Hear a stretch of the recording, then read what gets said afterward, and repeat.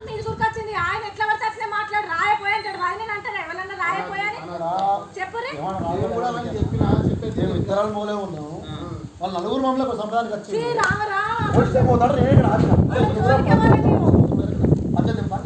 ఇంకా బట్టలు చెప్పుకోరు రాలే వానికి సిగ్గులే కొంచెం ఆడికుట్లోకి మళ్ళా నమస్తే మధ్యాహ్నం నువ్వు లేనే లేవు రమేష్ నువ్వు గీడు నాకు ఇంటి చుట్టూ తిరిగి నేను వేరే పని గురించి వచ్చిన మీకు ఏందన్నా ఇట్లా ఎంతో నువ్వు కూడా ఏందో ముచ్చట ఫోన్ ఎక్కడ ఫోన్ లిఫ్ట్ చేయలేదన్నా నువ్వు నేను వేరే ముచ్చట మాట్లాడతాను మళ్ళా నా ఏం లేదు పొద్దుగల బాయికాడి పోయినాం గట్టిగా అయ్య కూడా వచ్చి కొట్టవేనని చెప్తాను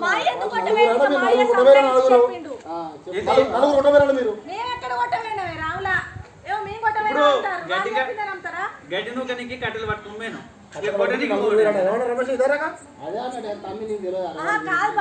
నిన్నగాక మొన్న తాళాలు దుక్కుని వచ్చిందానికి నాకు భూమి ఎక్కడ దాకా ఉందో తెలుసు నాకు గెట్లు ఎక్కడ దాకా ఉందో అని తెలుసు అని చెప్పి నేను చెప్పినా నేను సమాధానం చెప్పిన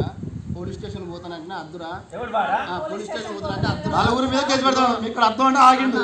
నేను చెప్పని అద్దురా అద్దు ఈ జవనా తెచ్చుకోరి ఎంతో కొంత తెచ్చుకోరి మనం పంచాయతీ చేద్దాం మేమే చేస్తాం మేము చెప్పి పిలుపుతాము రేపు పొద్దున పిలుపుతాము ఎట్లా పడితే అట్లే మాట్లాడినా కూడా నేను సప్పుడు వేయలేదు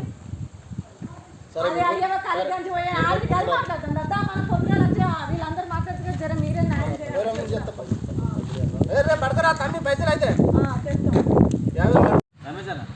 అయితే ఫోన్ పే కొట్టు